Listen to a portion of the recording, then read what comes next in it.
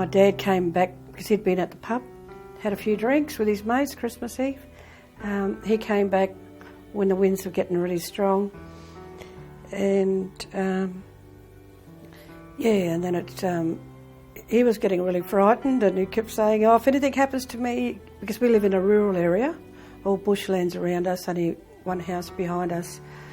You'll have to crawl along the fence line and try and go to the neighbour's house, which is a fair way down the road. And but we end up moving around the house trying to find a safe place, and because we could hear a lot of banging and noise, and we knew things were really bad.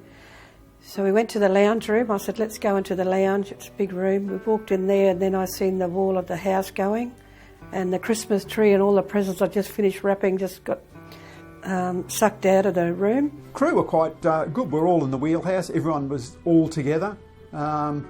We thought, we could handle it.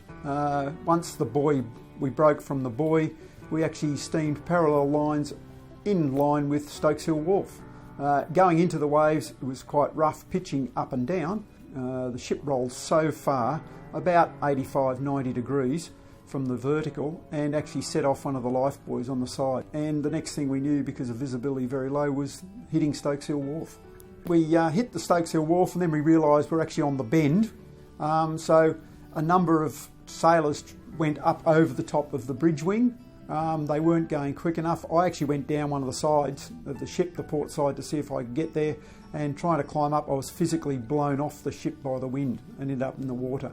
I think a number of us ended up in the water in the end. Tragically, we lost two sailors, the buffer, Petty Officer Les Catton, and able seaman engineer Ian Reddy. Both of them were valuable members of the ship's crew. We believe Les got to the wharf and was hit by a 44-gallon drum. Both he and Ian were found in the water next morning above the ship with Kevin Rainbow, who was one of the electrical rates, who had badly damaged legs, and the navigator, who was had pneumonia for about 12 months after that. One of the firemen come out of the fire station, and he come over to see us, see if it was all right. And he said, "I'll come over to the fire station."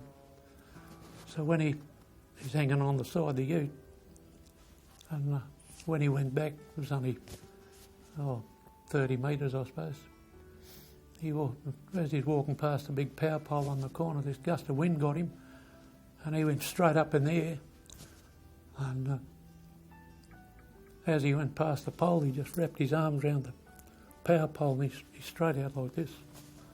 Anyhow, when the wind dropped, he got off and he ran back to the fire station, and he waved us in, and I went over there and was in about 3 rooms from the outside of the building.